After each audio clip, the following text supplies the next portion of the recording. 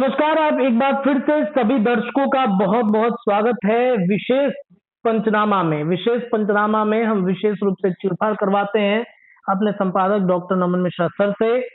जिस तरीके से पूर्व में लगातार टिकट के बंटवारे को लेकर चर्चाएं हुई कि आखिरकार जो पार्टियां हैं बिहार के अंदर में टिकटों को लेकर के दिल्ली से लगातार पटना, पटना से दिल्ली तक के चक्कर काट रहे हैं, क्योंकि अब परिस्थितियां बदल गई हैं।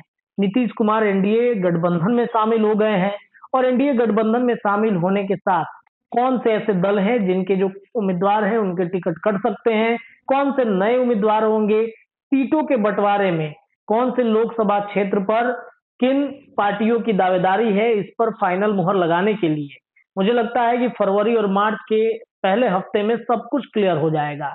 इन सब चर्चाओं के बीच में एक जो चर्चा कल से ही लगातार बिहार के राजनीतिक गलियारे में तेज हो गई है, वो है लोजपा रामविलास के राष्ट्रीय अध्यक्ष चिराग पासवान की पार्टी का और उनके जो चाचा हैं पशुपति पारस, उनके जो हाजीपुर संसदीय क्षेत्र है उसको लेकर के जो दांव पेच फंसा हुआ है। उसमें जहां एक तरफ पशुपति पारस पटना में अपने पार्टी की गतिविधियों में शामिल हो रहे हैं, तो वहीं चिराग पासवान दिल्ली में खूंटा गाड़ के बैठ गए हैं कि हमारे टिकट पर जब तक मोदी जी या फिर जेपी नड्डा या अमित शाह टिक नहीं लगा देते, हम वहां से नहीं हटेंगे। देखिए, हमारे संपादक भी इस वक्त दिल्ली में हैं और वहां से जो जानकारी मिल रही है उस पर विशेष चीरफाड़ करने के लिए दिल्ली से जुड़ चुके हैं। सर, चिराग पासवान तो एक जगह खूंटा गाड़ के बैठ गए हैं दिल्ली में, टिकट जब तक फाइनल नहीं होगा बिहार नहीं आएंगे। इधर पारस भी कह रहे हैं कि हाजीपुर का सीट हम नहीं छोड़ेंगे, हमारे अंगने में तुम्हारा क्या काम है। तो कैसे चिराग पासवान हाजीपुर की सीट बचा पाएंगे सर? देखिए, बात यह केवल हाजीपुर की नहीं है जी, बल्कि उन सभी सीटों की है जिस पर पिछली बार लोजपा संयुक्त लड़ी थी।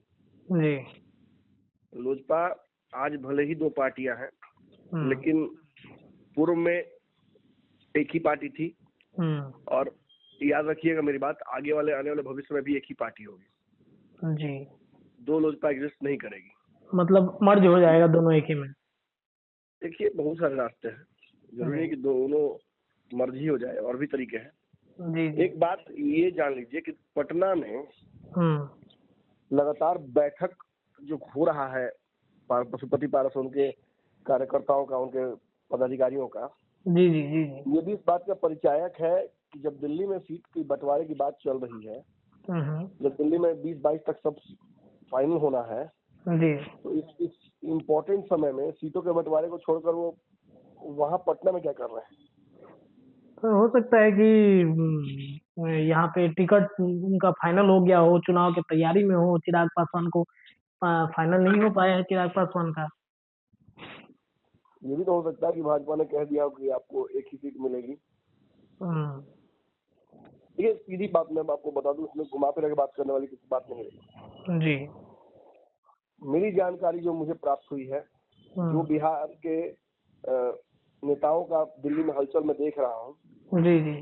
खासतौर पर पशुपति पारस गुट के नेताओं का, लगभग सभी दौड़ मुल्लों का मस्जिद तक ही जा रहा है। मतलब जितने भी सियासी नेता, सांसद या जो बड़े पदों पर हैं इस पार्टी में पशुपति पारस के, वो सभी चिराग पासवान का दरवाजा खटखटाते नजर आ रहे हैं। एक बड़ी बात यह है कि क्या चिराग पासवान उन सबको एक्सेप्ट करेंगे? प्रथम दृष्टया चिराग पासवान ने किसी को ना नहीं कहा है। चिराग पासवान के पास सीटों की संख्या भी इतनी है कि वो चाहे तो किसी को एडजस्ट कर सकते हैं। अब पशुपति पारस के बारे में मैंने क्यों लिखा कि वो खटखटा रहे दरवाजा? जी, देखिए, पशुपति पारस की पार्टी के लगभग सारे सांसद, एक को छोड़कर, लेकिन वो एक सांसद भी, मैं दावे से वो कह रहा हूँ, अलग अलग माध्यमों से चिराग पासवान संपर्क करने की कोशिश कर रहे हैं। क्योंकि कई सांसद तो भाग चुके हैं चिराग पासवान के साथ में। चिराग पासवान के साथ जाए या अलग संभावनाएं तलाश करें, कोई सांसद अब उनके साथ रहा नहीं। उसकी सबसे बड़ी वजह ये है कि पशुपति पारस उस स्थिति में नहीं है कि वो सीटें दे पाए या नेगोशिएट कर पाए बीजेपी। चिराग पासवान जिन 5 सीटों को लेकर नेगोशिएट कर रहे हैं और 6ठी सीट भी मांग रहे हैं जी, और फिर इतना ही नहीं हुआ, आगे कहते हैं कि मुझे और भी चीजों में हिस्सेदारी चाहिए होगी। तो कहीं ना कहीं इससे एक बहुत बड़ा डर जी, पशुपति पारस को होना चाहिए। सांसद अगर भाग जाएंगे तो कोई बड़ी बात नहीं है, अगर पशुपति पारस के पास वो सीटें रहेंगी तो वो पुनः उनको टिकट देकर अलग अलग लोगों को भी सांसद बना सकते हैं। यहाँ पेच यही फंस गया है। चिराग पासवान अपने पिता को जो भाजपा ने सीटें दी थी उससे एक भी सीट कम नहीं चाहते। चिराग पासवान के अलावा पशुपति पारस को एडजस्ट करने में भाजपा को अपने कोटे की सीटें कम करनी पड़ेंगी। जी जी बिल्कुल। नीतीश की 5 सीटें ऑलरेडी घटाई जा चुकी हैं, जिसमें उपेंद्र कुशवाहा और मांझी को एडजस्ट किया जाएगा। जी। तो भाजपा की आखिर कितनी कम सीटों पर चुनाव लड़ सकती है, ये भी तो एक बड़ा सवाल है ना। जी। अब कहीं ना कहीं हाजीपुर की सीट हाथ से निकल चुकी है, ये बात चचा को भी समझ में आ चुकी है और ये बात समझते हुए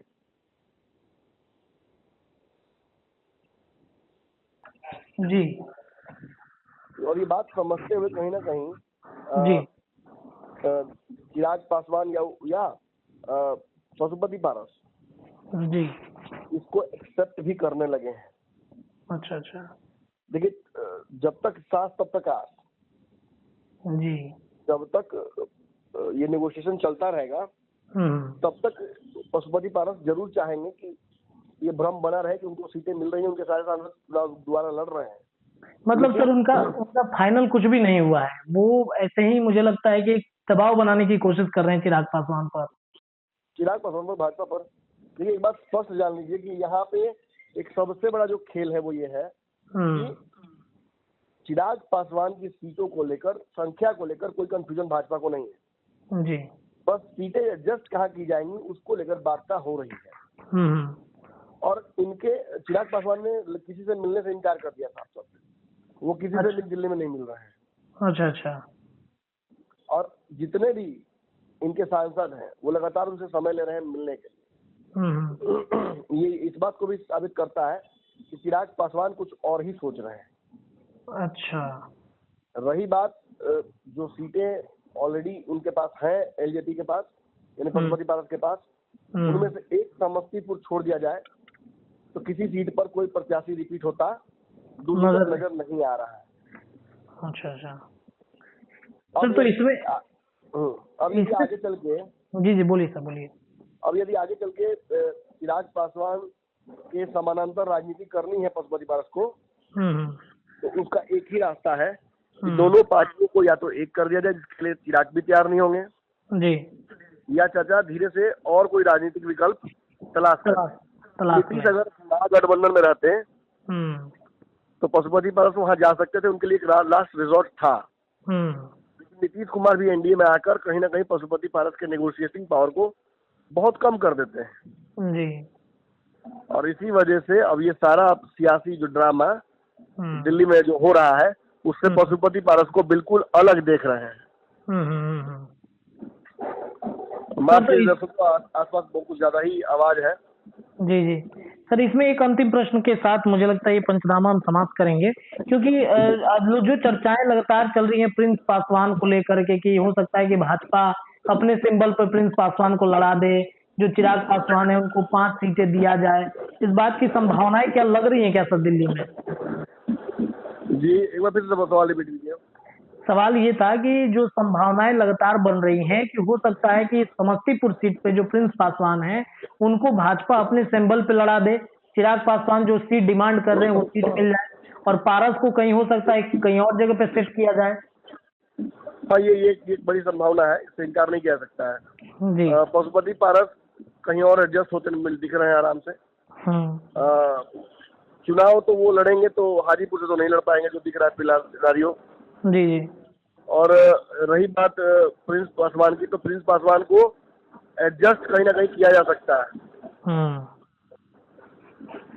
चलिए देखिए, तो प्रिंस पासवान को एडजस्ट किया जाएगा और बाकी जो संभावनाएं एक बात और कि दर्शकों से माफी चाहूंगा कि बहुत ज्यादा नॉइज है यहाँ पर। बिल्कुल, और बिल्कुल। क्योंकि पंचनामा जरूरी है, इसलिए मैं ये चाहता था कि ये इन्फॉर्मेशन आप लोग को मेरे माध्यम से ही पहुंचे। जी।